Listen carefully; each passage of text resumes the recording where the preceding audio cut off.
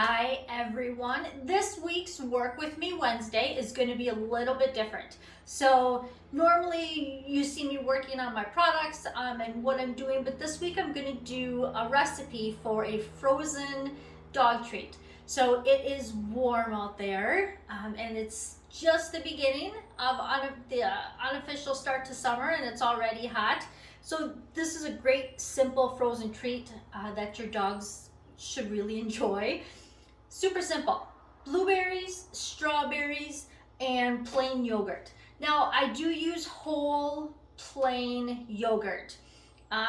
You just want to be careful with like a no fat or low fat version. Sometimes they will put sweeteners in there or other things that can be potentially harmful or just not good for your pet. So it's better just to stick straightforward, safest, to just go with a plain whole yogurt. You can do Greek if you want.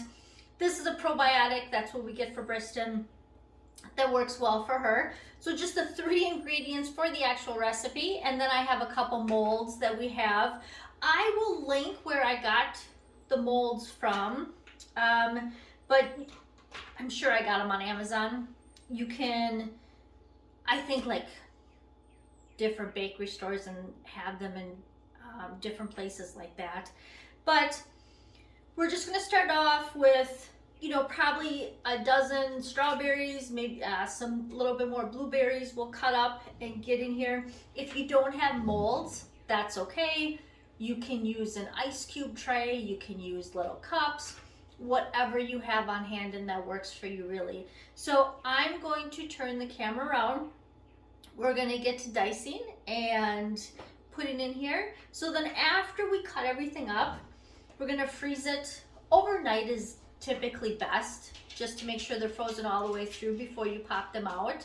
But definitely just a few hours, 4 or 5 hours at least, somewhere around there, depending on your freezer and how thick you make them and a bunch of other things. But just make sure that they're before you try to get them out of the ice cube tray or anything, that they're frozen all the way through. I will put the recipe in here. I will also put a link to the blog, to my blog that has the recipe, so you can save it if it's easier to print it out or save it or whatever from there if you want to. So let's get going.